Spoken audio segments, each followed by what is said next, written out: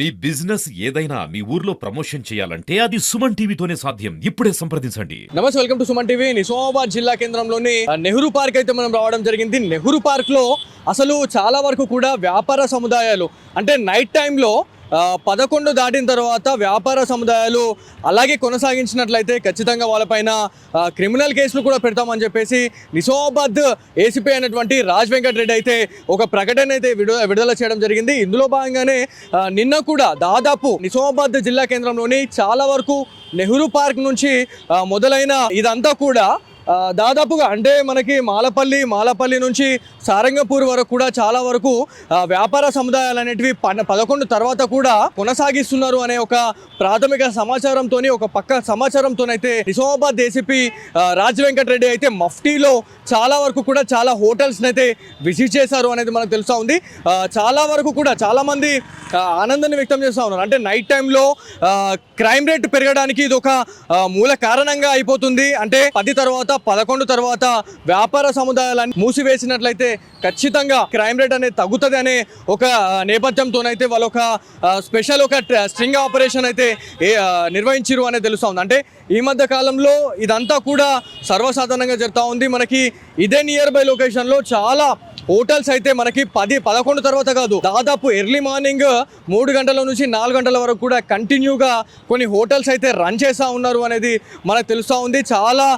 చాలా ఏరియాల నుంచి కూడా ఏదైతే వివిధ గ్రామాల నుంచి నిజామాబాద్ చుట్టుపక్కల నుంచి కూడా కొంతమంది డ్రింక్ చేసిన తర్వాత బిర్యానీ తినేందుకు ఎస్పెషల్లీ చెప్తున్నాను, బిర్యానీ తినేందుకు అయితే హోటల్స్కి అయితే విజిట్ చేస్తూ ఉన్నారు. హోటల్లో చాలా వరకు కూడా ఏదైతే యజమానులతోని వాగ్వాదంతోని గొడవలు కూడా పెట్టుకుంటున్నా ఉన్నారు అనేది మనకు ఒక ఇన్ఫర్మేషన్ అయితే ఉంది.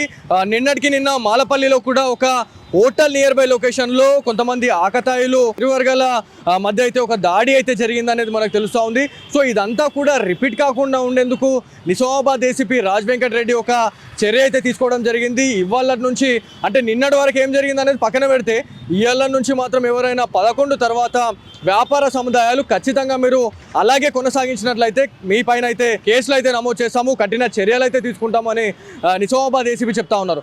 అంటే ఓన్లీ గాంధీ చౌక్ కావచ్చు, వినాయక్ నగర్ ఈ ఏరియాలో మాత్రమే ఇదంతా దందా కొనసాగుతుందంటే మాత్రం ఖచ్చితంగా పప్పులో కాలేసినట్టే. నెహ్రూ పార్క్ నుంచి మొదలైన ఈ దందా మొత్తం సారంగపూర్ వరకు కూడా హోటళ్ళు అనేటివి యథావిధిగా వాళ్ళు నడిపిస్తూ ఉన్నారు. అంటే మార్నింగ్ ఎంత గిరాకీ అవుతుందో అనేది పక్కన పెడితే దాదాపుగా అంటే 11 నుంచి 3 గంటల సమయంలో హెవీ ఫ్లోటింగ్ ఉంటుందంటే ప్రతి హోటల్లో కూడా ఇవంతా అంటే దాడులు అంటే నార్మల్గా బిర్యానీ ఇచ్చినా ఇవ్వకపోయినా చాలా వరకు కూడా వాళ్ళపైన దాడులు అయితే చేస్తూ ఉన్నారు. ఆ హోటల్ యజమానుల పైన కావచ్చు, అక్కడ ఉన్న కొంతమంది సిబ్బంది పైన దాడులు చేస్తూ ఉన్నారు. అంటే ఈ దాడులకు మెయిన్ కారణం ఏంటి అంటే చాలా వరకు కూడా తాగేసి వచ్చిన తర్వాత మాట పెరిగి గొడవలు అనేవి జరుగుతూ ఉన్నాయి అనేది మనకు తెలుస్తూ ఉంది. సో ఏదేమైనప్పటికీ నిన్నటి వరకు ఏం జరిగిందో అనేది పక్కన పెడితే ఈ రోజు నుంచి 11 తర్వాత ఎవరైనా హోటళ్లు తెరిచి పెడితే ఖచ్చితంగా వాళ్ళపైన చర్యలు అయితే తీసుకుంటాము, వాళ్ళపైన క్రిమినల్ కేసులు పెడతామని చెప్పేసి నిజామాబాద్ ఏసీపీ రాజ్ వెంకట్ రెడ్డి అయితే చెప్తా ఉన్నారు. చాలా వరకు కూడా మనము ప్రతిసారి మాట్లాడుతూ ఉన్నాం, పోలీస్ అధికారులు మఫ్టీలో తిరుగుతూ ఉన్నారు అని నేను ప్రతిసారి చెప్తా ఉన్నా.